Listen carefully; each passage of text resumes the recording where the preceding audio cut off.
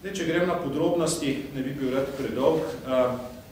Ko gledamo to poročilo, so seveda stvari, s katerimi se v poročilu strinjamo, so nekatere stvari, s katerimi se ne strinjamo, ker so faktografsko napačne. Med stvarmi, o katerih se strinjamo, so seveda nekatere pohvale in so nekatere graje.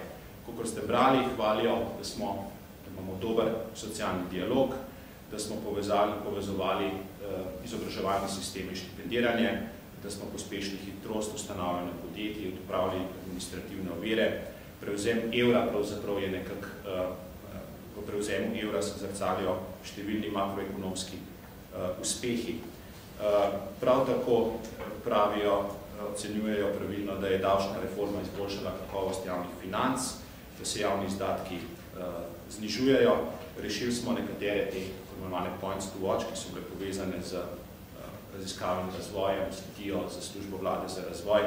Tudi položaj na trgu dela pri nekaterih skupinah, tudi pri starejših, je nekoliko boljši. Pozdravljajo koordinacijo reform na ministrski ravni, pozdravljajo tudi, da Slovenija čez 60, natančna številka je 65% kohezijskih evropskih sredstev namenja za lizbonske cilje. Če boste brali pozorno strateško poročilo kot enega od ciljev za naslednje lizbonsko obdobje, državam članicam svetujejo, da bi vsaj 60% kohezijskih sredstev namenjale lizbonski strategiji. Slovenija to že danes dosega. Zdaj, če gremo k kritikam, sta nekje grobo vsebinsko ostali enaki kot lani. Mislim, da ste napisani nekaj ožje, da so nekatere stvari vendarle med tem bile narejene. Prva se nanaša na izboljšanje oziroma nadaljevanje reforme pokojninskega sistema, promocijo aktivnega staranja, zato, da bi povečali zaposlenost predvsem starejših in zagotovili dolgoročno vzdržnost financ. Tukaj moramo se zavedati dveh dimenzij problema. Ena je časovna, ena je demografska.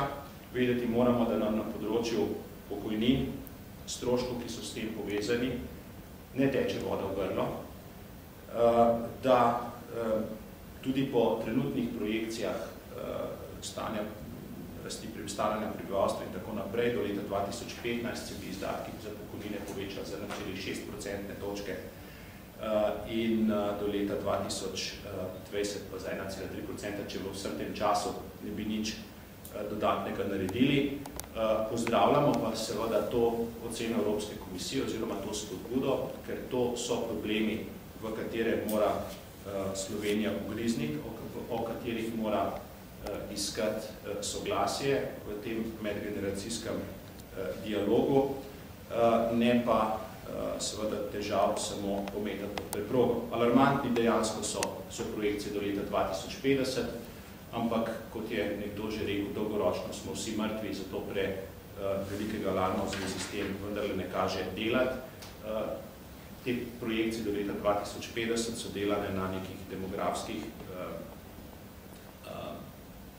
napovedih, ki se že zdaj, kolikor opazujemo število rojstev in tudi priseljevanje, kažejo za bistveno preveč pesimistično. Druga kritika se nanaša na integriran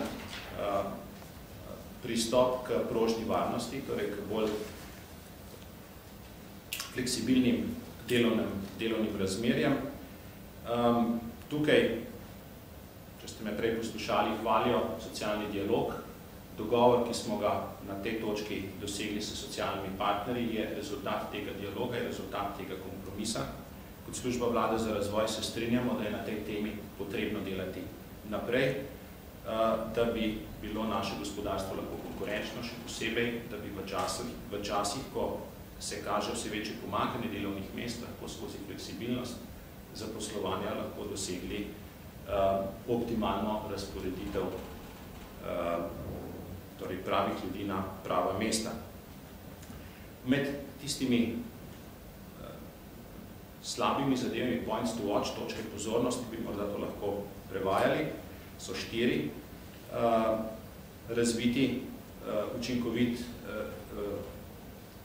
učinkovito strategijo za raziskave in inovacije.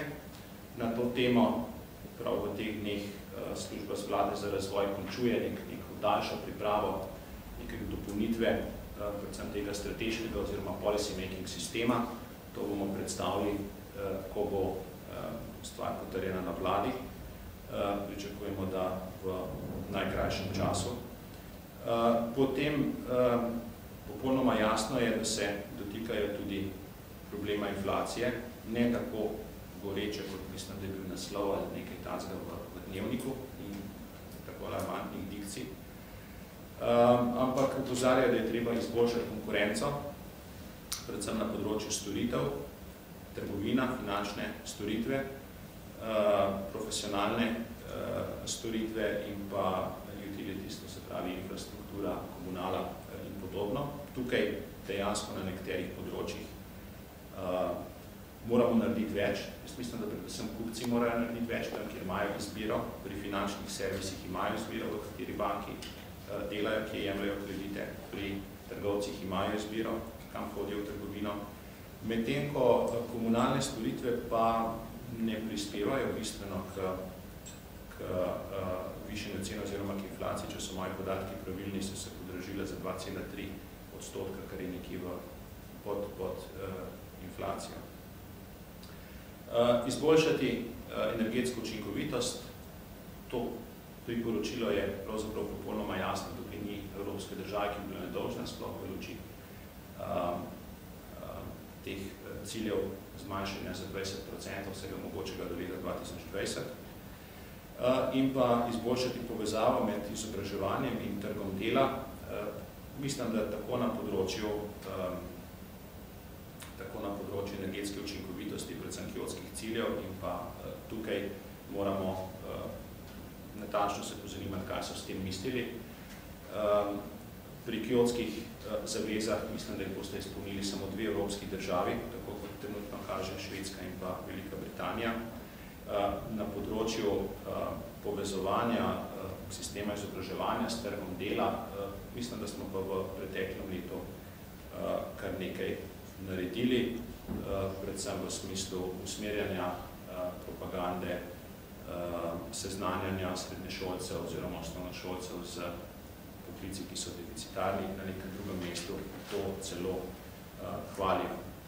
Tisto, kar nas je nekoliko presenetilo v tem, pa mogoče, če bi še par drugih takih manjših zanimivih stvari poudaril, omenjajo težave, ki so v Sloveniji s študentskim delom, opozarjajo na nevarnost kolektivne pogodbe za javni sektor, v smislu, da bo to odprlo nove pritiske na dvig plač, na inflacijo, čeprav po izračunih Umarja zadeva bi morala biti razmeroma nevtralna.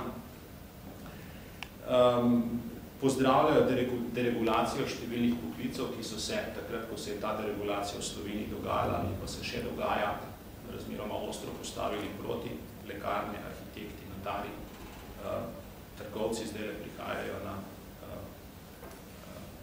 urnik.